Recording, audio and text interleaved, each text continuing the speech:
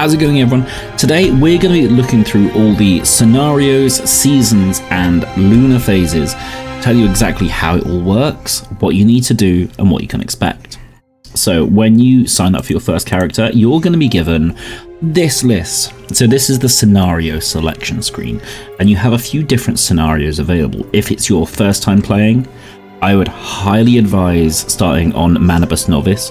This is where you're going to be able to get all your blueprints, get your weapon, get your build, and progress through there. Once you have your build and you know kind of what you're doing, you know how to survive, things like that, you can either switch on to a regular Manibus server,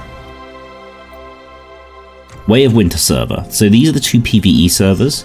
Then we've got two PvP servers, if you're into that kind of thing. You've got Prism vs. Clash and Evolution's Call. And if you want to know what all of these do, you can just click down here on Scenario Details, and it'll tell you exactly what the unique characteristics of each scenario are. So, for example, in the Manibus, the Prime Wars, metahumans work together to combat the deviants, invading OE kin, and finally face the Manibus. Whereas if you go to the Way of Winter, Scenario Details, build a wondrous thermal tower at your camp. Scenario features challenge extreme temperatures in the frozen mountains and blazing volcanoes, work with your allies to combat the hostile environment and the Chaos Weaver threat. So this will tell you what the main objective of the scenario is, what the end game is. So for example, Prism vs. Clash, this is the original PvP version. Battle for Prism Deviations. Fight and capture Prism energy for your faction. So it's going to be, you choose a side, and then you have to fight over deviations. And as Evolution's Call, which is Stronghold Conquest. Metahumans will form warbands to fight each other in the frontiers. Whoever captures the most strongholds will dominate the region. Upon entering a frontier, metahumans will enter chaos state and must work with their warband to counter threats from other metas. So again, it's large-scale PvP. So that just takes you through the different scenarios we have at the moment. But there is an extra modifier on top. So if you look up here, you can see this is just a regular Manibus. But if you go to 169, it's got this thing called a Vision. So this is the Lunar Oracle. So this is what has replaced the hard mode servers. So it's no hard mode anymore, it's Lunar Oracle. And this is going to change I think it's roughly every 3 to 4 months, the modifier will change. So the Lunar Oracle gives an extra something to do in the scenario. So at the moment, it's Vision Lunacy. So when night comes, everyone goes mad, more monsters start spawning, and it's just a lot of fun, actually. So during the Lunar Oracle event, all metas will enter Lunacy state. Lunacy affects meta sanity in various ways. Defeat enemies or join game mode to earn Lunar Whispers, and then you can use those Lunar Whispers to open the Lunar Crates. You can get special Lunar Deviations, you can get special Lunar mods. It's incredibly fun. So this is, if you want a bit of an extra challenge, go for the Visional mode.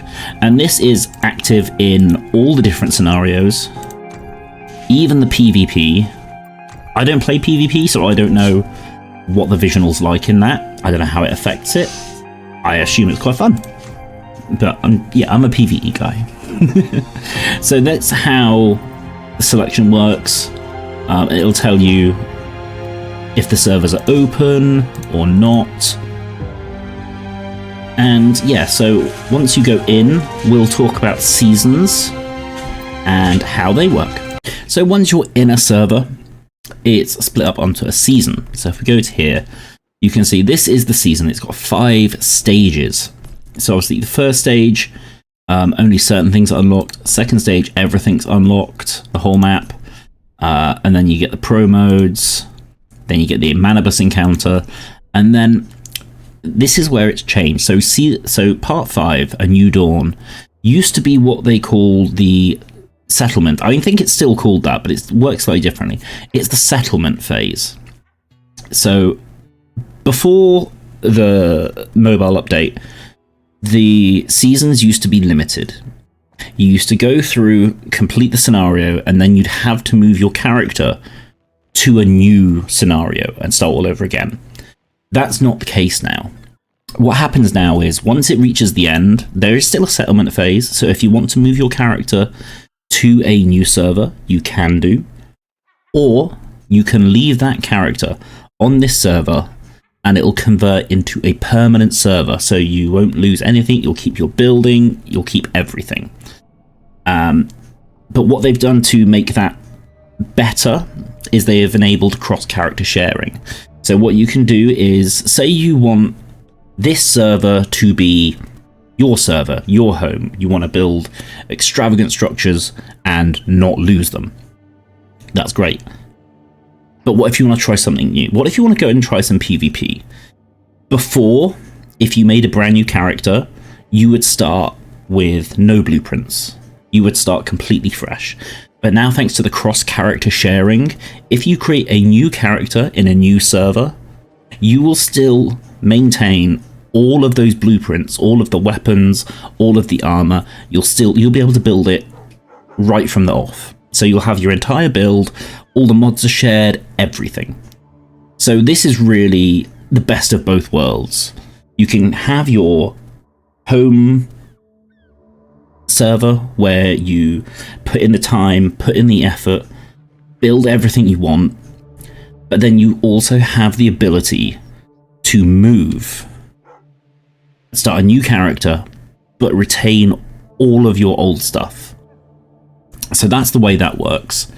And as you go through each scenario, you obviously have the scenario challenges that unlock as you go along, and you can get rewards, you can get things like, you can get frames, you can get asterism crates. I think there's even more you can get, avatars. And if you complete enough scenarios, you can get the scenario marks, which go on sort of the lapel of your character to show how many scenarios you've beaten. So obviously up to 1, which is a small one, all the way up to 4, which is a nice big badge. You also get a nice little statue to put in your territory as well, which is very nice. This Butterfly's Emissary Star Cup. Really, really nice. So if you do transfer to a new scenario, all of your stuff will transfer to your Eternaland. So it says, after completing a scenario, you can transfer items earned to Eternaland and store them there. Items can also be bought into new scenarios according to the rules. So it says, the following items will be transferred to the Eternaland depot. Energy links will convert into astral sand at a set ratio. Other data such as character level and map and stronghold exploration progress will not carry over. So yeah, if you do take your character and go to a new server, you will have to unlock things again. Weapon and armor, items such as materials, medicine, and ammunition will transfer over, and deviations and calibration blueprints will transfer over, which is kind of the big thing, because calibration blueprints and deviations are really nice to be able to shift into the new scenario. Say you have a perfect calibration in your old scenario that you want to use in your new one, you can transfer it over. All those nice deviations you got, you can transfer them over. So you can start a brand new scenario if you want with, you can have your Digby Boy, you can have your logging beavers, you can have your rabbits, everything that will help you build up and survive. You can just transfer them straight over, have them from the off. It's brilliant. It says inheritance data. Upon leaving the scenario server, any unclaimed mail attachments will be auto-collected. So cosmetics and some character data, fashion cosmetics, character customization data, actions, name cards, titles, and friends. So all your blueprints, all your formulas, everything, they will go to if you make a new character, you'll have them all. It's great. And the scenario tags. So these are, on the Lunar, you get some, what they call super anomalies. So these are enemies that will have extra buffs to them. So for example, Void, they will have a shield that grants damage reduction. You need to use Anti-Void or Unstable and Power Surge. You can get Coherence ones. We need Anti-Coherence or Bounce or Fast Gunner or Bullseye. And then the Phase ones, you need to use Anti-Phase or Shrapnel and Fortress Warfare. You will get used to these guys, and eventually they won't be a problem because you'll have that Anti-Void, you'll have that Anti-Coherence, you'll have the right weapon type to use, and you will just blast through them. So that is pretty much everything you need to know. So don't forget, this is also cross-play, so if you're playing on mobile and you go, do you know what, I actually want to play it on PC, which I prefer. I think the PC is a much better version. It's just a lot easier to handle. You can do that. Or say like you're playing on the PC and you've got to like go somewhere with a stable internet connection. You can log off your PC, pick it up on your mobile, carry on playing. It's seamless. It's brilliant. I love it. And also, mobile players share the same servers as PC players, so you can play with your friends no matter what platform you're on.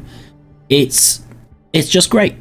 So there you are. There is the information. If there's anything else you want to know, please leave a comment. If you want more Once Human content, consider subscribing, leaving a like on the video, all that lovely stuff. And until next time, I will see you soon. Bye-bye.